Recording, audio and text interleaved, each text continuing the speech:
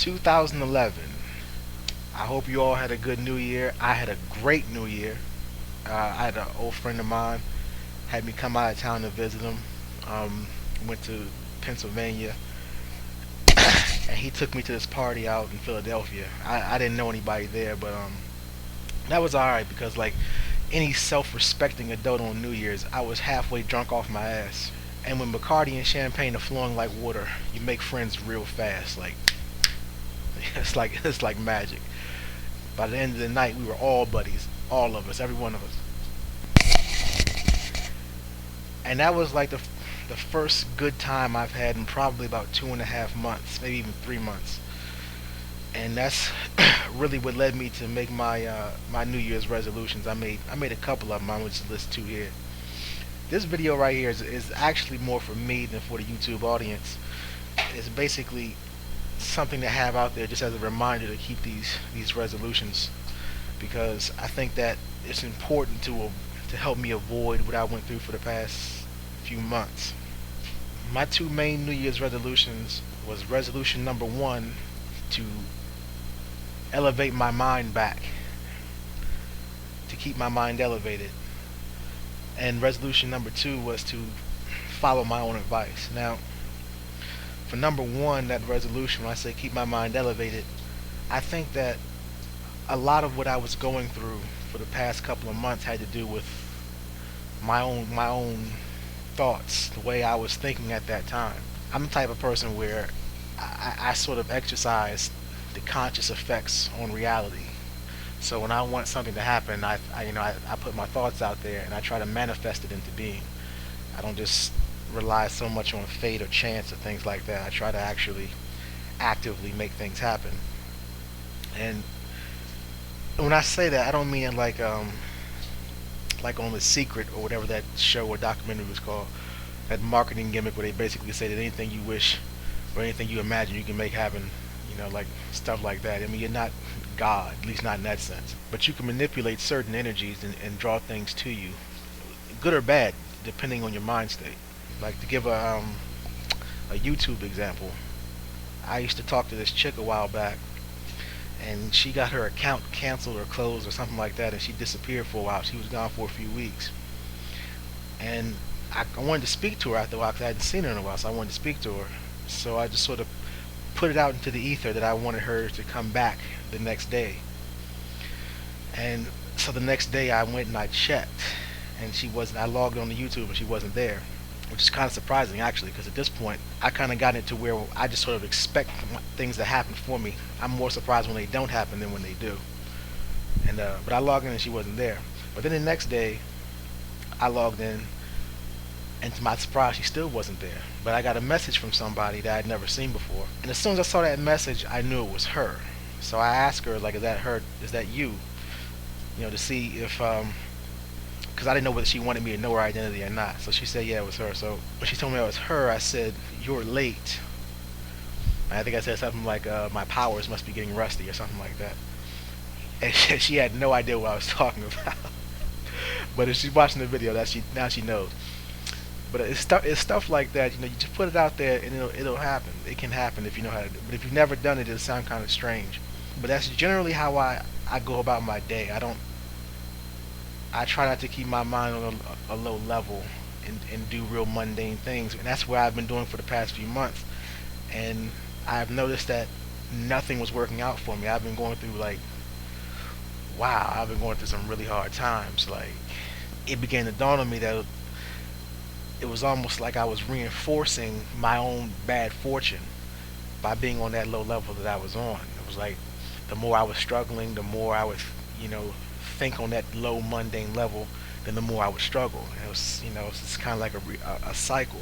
I was struggling with, I was like, had to just scratch and struggle for money. I haven't had money problems like that since, I don't even remember, but it was pretty bad. But that New Year's celebration kind of broke me out of it because it pulled me back into my normal mode of thinking, and I was able to see, you know, the differences, how I sunk into a thought process that I don't normally reside in. And then I made my resolutions, and it's funny, that day, New Year's Day, January 1, Right after I made my resolution, like a few hours later, I was out. This is why I was still in Pennsylvania. I was out, and then a a business opportunity sat down right next to me, just out of the blue. Like, just it happened that fast. So right now, for the first time in like 3 months, I'm good. It happened just like that. So I don't want to slip back into that mode of thinking and start resonating mentally on that low frequency, because it's not good for you. That's not the type of life I like to lead. My second resolution is to follow my own advice, and by that I mean save my circle and not the world. I always tell people whenever I talk about it that you're not going to be able to save the world. Like, I don't expect to be able to single-handedly slay Christianity. I don't expect to be able to have a mass awakening of black people to their situation and the with the state that they're in, and how they should not be in it, and what's causing it, and how they have not always been in this state. I don't I don't expect that. I don't think that I have the power to do that. So what I do instead is I just deal with my circle. I deal with people in my circle, and then when I'm in my circle, I tell people the things that I know, and hope that from there they go and teach somebody else, and that it will eventually spread, and that after a while, eventually, it will make a difference. But I don't think that I can single-handedly do it. And I tell people that all the time, because when you see people like even on YouTube, you see like the Black Power types on YouTube. They'll be like really fired up and really strong for like a couple of weeks, and then you see them like a month or two later, and it's like they're really frustrated, like just burned out. They're just like because nothing is happening, so they're so discouraged. It's just like fuck it, fuck people, fuck everything.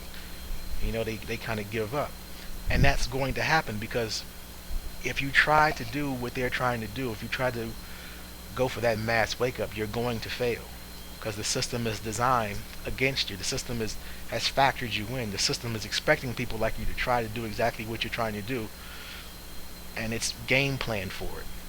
It's like people are always waiting for the next Ivan Van Sertima or the next Malcolm X, but there's not going to be another Malcolm X, because they've already seen Malcolm X. They've already seen what people like Malcolm X can do.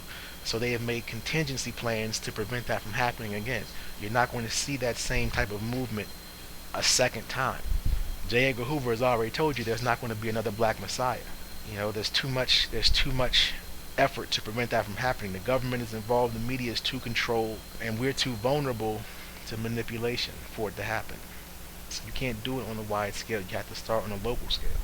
Like I sort of figured that out when it got to the point where I had noticed that it had become fashionable for white people to call black people racist, and for black people to allow them to get away with it. When I noticed that that was happening, that's when I said, well, this match is pretty much over, and you got to move on to something else. You got to attack it a different way, because that is not even a tag that you should accept from a white person, given our respective histories. Our histories in this country are not the same. So you cannot accept the same charges and accusations against you that you level towards them, because we're not the same. And when you have people and they'll say things like, well, a person that's talking about black liberation, if he says, well, I'm not racist, but I listen for that phrase all the time, because when I hear that I'm not racist, but if they preface what they're saying by saying I'm not racist, I know that they're already doomed from the jump. Because as soon as you say to a white person, I'm not racist, but you are spotting the opposing team 21 points, because you are now falling into their own sociological traps by even entertaining the idea that you're comparable to them in terms of racial history. So when I see it so twisted up that we can't even distinguish between our situation and white supremacy, then that shows me that we are more damaged than I can personally overcome. So I stick with my circle, and I do that with most things. It's like with Christians, I don't have any Christians in my circle whatsoever, because I don't have that's like the first thing to go, because that goes hand in hand, because Christians are the most pacified, most racially naive people there are, and that infuriates me to be around them, because I can't be around a person when I am looking at all the things being done to black people in this country, and I have a Christian next to me in my ear talking about, well, you can't look at black and white because we're all brothers in Christ or some other bullshit like that. That infuriates me. So I can't have that around me. And then, another reason I can't have that around me is because it's on an intellectual level, it's frustrating. Like I can't have, I can't be. The way I look at it is the universe is an amazing place. It's filled with mysteries and wonders, and every now and then, I like to ponder them. So if I'm sitting there and I'm like contemplating the origins of human life and trying to figure out why we're here, and I want to bounce some ideas off of people and see what their take on it is, and I turn to somebody who says, like, oh well, a few thousand years ago, a Jewish man in the sky created humankind out of dirt. I I got to get rid of that person. I was like, dog, you got to go. You got to get out of here, because I don't have a tolerance for stuff like that. Like not from grown people. Maybe a kid, but not from a grown ass man giving me fairy tales. You gotta, like, if you're going to be in my circle, you gotta step it up a little bit. So I keep Christians out of my circle. I mean, you might be a Christian when you first enter into the circle, but you're not gonna remain one, because I'm not going. It's not going to allow it to happen, because I just can't have you around me like that. Like, my whole family used to be Christian, like my immediate family and my extended family. Like, I pretty much a family full of pastors and ministers.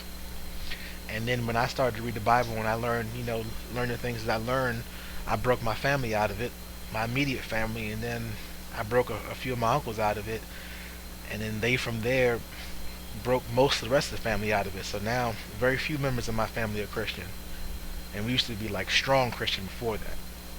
So that's basically my philosophy is, you can, you know help who you can help, and then hopefully they will help somebody else, because I've seen that work in my own family in terms of Christianity. So I try to apply that same principle when it comes to black consciousness and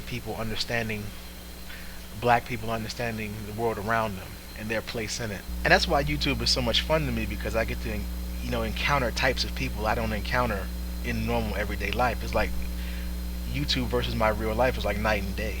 Like I said in my Kanye video, when I'm watching that video with people that I speak to in real life, we talk about things like how much research it shows Kanye has been doing, and how he's paying homage to his African roots with that comedic symbolism of Heru and Isis and Hathor. Then I come to YouTube, and you see these Christianized Negroes, and when they watch the same African symbolism, the only thing they can say is something like, "Oh, Kanye West is worshiping Satan. He's putting it right in your face. This video is so evil and creepy. As soon as I watched it, I had to go to church." And I'm looking at it like, wow, Satan, really? There are people who believe in Satan that are still roaming the earth. Like to me, seeing people like that is almost like if you walked outside, you just saw a pterodactyl flying across the sky. You'd be like, pterodactyl? Damn, them motherfuckers are still around. That's how I am when I see like a Christian at this point. I'm like, when I look, I'm like, damn, y'all aren't all extinct. I thought y'all were gone, because I'm just so isolated from it. I don't see them. Like, outside the occasional Jehovah's Witness, I just don't see them. So it's kind of like YouTube to me is like a reminder that they're still there. So that's why it's so entertaining to me, because the thought process to me is just like hilarious. But